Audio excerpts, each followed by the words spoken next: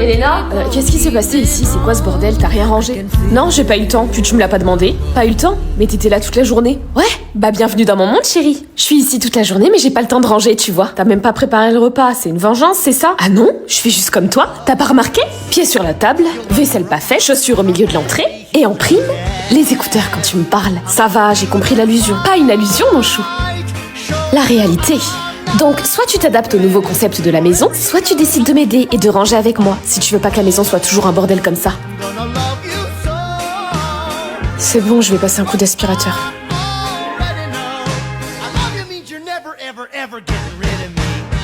Le poids des mots. Il t'a dit quoi? Ina, tout va bien à l'école. Purée, j'en étais sûre qu'elle balance. Maman, sors s'il te plaît. Attends, il n'a pas voulu... S'il te plaît. Lina! Je suis juste inquiète, tu peux tout me dire, tu sais. Maman, là c'est bon, j'ai juste besoin d'être seule, d'accord? C'est suffisamment la honte comme ça. Ma chérie, ça n'a jamais été honteux d'être en détresse. Je suis pas en détresse, Matt t'a dit n'importe quoi, c'est tout.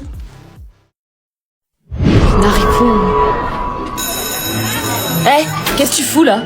C'est toi qui mets des mots dans le casier de Lina alors? Non, Vous foutez quoi là? Ah, Lina, c'est elle. Non, par contre toi me parle pas parce que t'es allée tout balancer à ma mère alors que tu sais même pas de quoi tu parles. Lina, tu crois que je te vois pas courir après chaque repas aux toilettes? Je sais que tu te fais vomir et je sais aussi pour les mots. C'est pas vrai, Et c'est elle qui met les mots dans tes casiers. C'est toi? Non. Mais c'est pour ça que tu savais que je recevais des mots dans mes casiers. C'est pas moi, en fait c'est toi qui les mettais. Pourquoi tu fais ça? Je t'ai fait quoi?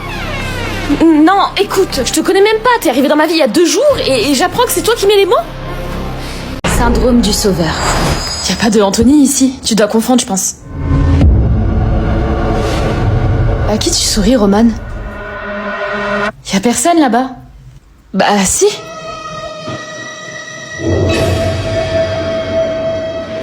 Merci de m'avoir écouté, ça m'a fait du bien. C'est normal, si t'as besoin, tu n'hésites pas. Oui, salut, vous parliez de quoi? Oh, rien, t'inquiète pas. Mais si, vas-y, dis-moi, ça avait l'air important. Bon, moi je vous laisse. Bye. Roman, t'inquiète pas, tu fais déjà tellement pour moi. Dis-moi ce qu'il y a, je sens que t'es pas bien. Je peux pas faire juste comme si j'avais rien vu. C'est rien, Roman, laisse tomber. La force pas à te parler, Roman, elle t'aimera quand même. De quoi tu te mêles? Écoute, Sophia, t'as besoin d'en parler, je le vois. Je suis là pour ça, tu sais. Je sais. Mais j'ai juste envie de silence parfois.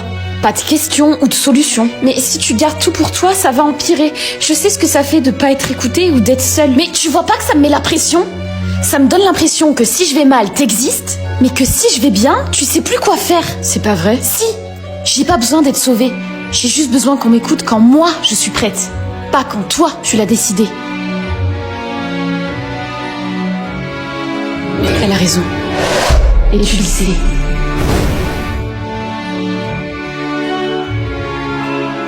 Anxiété invisible. Asseyez-vous, vous allez en avoir besoin. Où est Kelly? Axel, qu'est-ce que tu fous ici? Elle est où ma sœur? Je suis désolée Léa, je te jure que j'ai fait tout ça pour toi. Laissez-moi d'abord vous raconter. L'autre jour, quand Axel est venu toquer à ma porte, j'ai entendu quelque chose d'intéressant. Pourquoi tu me traites de tricheuse? T'as les copies du bac. Je sais que tu t'es introduit dans le bureau de la directrice. Donne-moi les copies du bac, j'en ai plus besoin que toi. C'est mort. Je suis désolée Kelly. Qu'est-ce qui se passe ici? Rien madame. Où est Kelly? Je sais pas, elle a dû partir, je l'ai pas vu. Axel, où est Kelly? Madame, je suis là, aidez-moi. Ouvre Axel. T'as enfermé Kelly? Putain. Donne-moi les clés tout de suite. C'est pas ce que vous croyez, c'est elle la fautive. Elle a volé les copies du bac. Kelly, ça va? Je suis un peu sonnée, mais ça va. Va à l'infirmerie et après tu nous rejoins dans mon bureau. Axel, tu viens avec moi. Voilà. Ma fille est une tricheuse depuis le début. Comment je vais me remettre de ça? Et Léa, tout ça c'était pour toi. Elle était tellement égoïste avec toi. Elle te menaçait pour que tu dises rien à votre mère. Et toi t'encaissais tout. Je voyais bien que t'allais mal, même quand tu me disais le contraire. Et Léa, tu étais au courant? Dis-moi que c'est pas vrai, hein? Comment tu as pu être complice de ça? J'ai tellement honte de vous. Qu'est-ce que j'ai fait au bon Dieu pour mériter des filles comme ça? Vous allez toutes les deux retourner chez votre père. C'est ça ton moyen de pression? C'est toi qui devrais avoir honte. Tu sais très bien que papa est violent avec nous et tu nous menaces de nous faire revivre ça. Comment tu peux prétendre être une mère digne après ça? Et Léa, je t'interdis de dire ça devant tout le monde. Tu tombes bien, toi. Regarde dans quelle situation tu m'as mise. Je vais mal depuis des mois et il y en a aucun d'entre vous qui s'en est préoccupé. J'ai tout gardé en moi, dans l'espoir que vous prendriez soin de moi sans que je vous le dise. Et au lieu de ça, vous avez profité de mon silence. Non, moi j'ai tout vu, Eléa. Je voulais t'aider. C'est vrai. Mais Axel, séquestrer ma sœur, sérieusement? J'ai jamais eu l'intention de vous renvoyer chez votre père. C'était mon moyen de pression pour vous garder sur le droit chemin. C'est à cause de toi que je suis devenue une tricheuse, maman. C'est toi qui m'as créée. Je sais. Je n'aurais jamais dû me servir de votre traumatisme comme une menace. Je suis désolée. Sincèrement.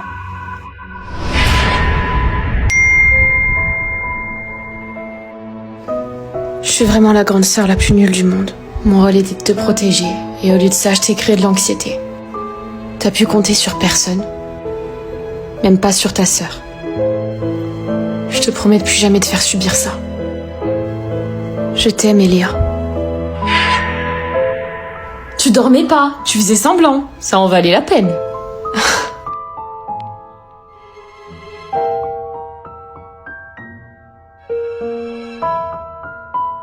Empathique. Maman ?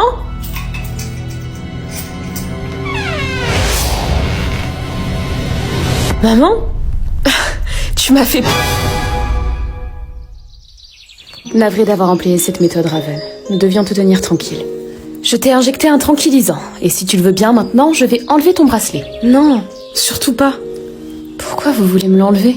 Il peut causer des dégâts cérébraux irréversibles si tu le portes plus de 24 heures. Raven, je ne comprends pas. Tu étais contre l'idée de porter ce bracelet de base. Oui, mais je comprends tellement mieux les autres quand je le porte. Je peux enfin créer de vrais liens avec eux. Et ressentir leurs émotions.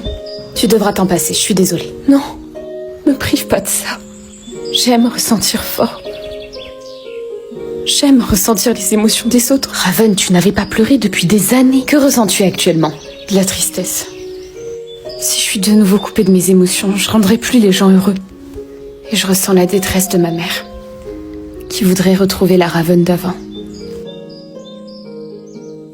Tu n'as plus besoin de ce bracelet pour ressentir des émotions. Si, à l'instant même où vous me l'enlèverez, je redeviendrai comme avant. Raven, regarde ton poignet. Le bracelet, il est où ? Tout vient de ta propre volonté dorénavant. Depuis que tu as ressenti de l'empathie pour tes amis, ton corps s'est acclimaté. Tu bloquais toutes tes émotions depuis tellement longtemps. Il fallait bien qu'on te donne un petit coup de pouce pour te montrer que l'empathie, c'est une force. Mais papa disait que pleurer et penser aux autres était une perte de temps. Ton père avait peur de ses propres émotions, Raven. Il t'a transmis sa peur, pas une vérité. Alors, c'est pas une faiblesse d'aimer fort. De pleurer ou d'avoir mal pour les autres. Non, c'est ce qui fait de toi un être humain et ma fille. Merci de m'avoir laissé ressentir.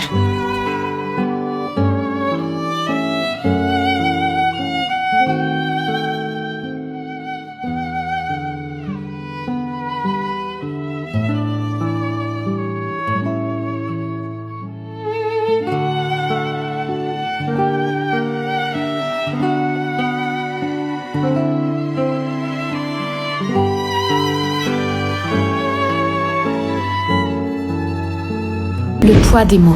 Pourquoi tu mets des mots dans mon casier, Manon ? Ouais, c'est juste méchant en plus ce que tu dis. Est-ce que j'ai le droit d'exister verbalement ou pas ?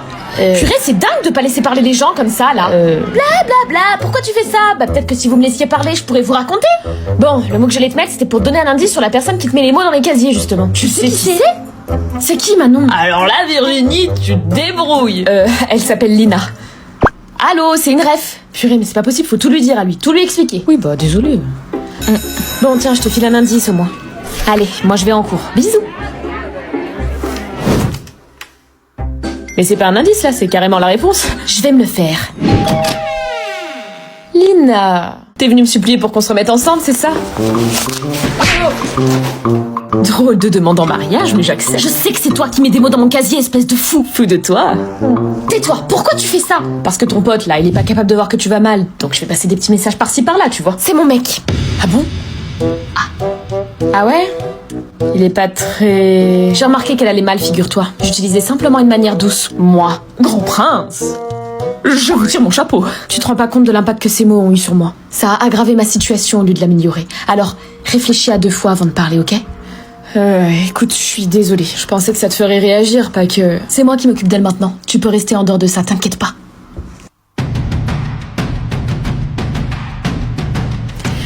Bon allez, bonheur à vous, mais pas trop quand même, hein. Allez, bisous. Syndrome du sauveur. J'ai pas besoin d'être sauvée. J'ai juste besoin qu'on m'écoute quand moi, je suis prête. Elle a raison. Et tu le sais. Romane, je vais fermer la classe. Est-ce que je peux juste rester le temps de la pause pour finir un DM ? Oui, si tu veux. C'est moi que tu cherches ? T'es qui, toi ? Un fantôme ? Un fantôme, peut-être. Mais pas celui que tu crois. Tu veux dire T'es dans ma tête? Je suis cette partie de toi que t'oublies trop souvent. Je suis ce que tu n'écoutes jamais.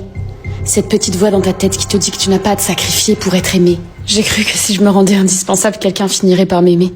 Que si j'étais là pour tout le monde, quelqu'un finirait par rester pour moi. T'as confondu aimer et être utile. T'as pas été mise au monde pour recoller les morceaux des autres. C'est difficile de poser des limites quand t'as peur d'être abandonné. Si tu commençais par te sauver toi.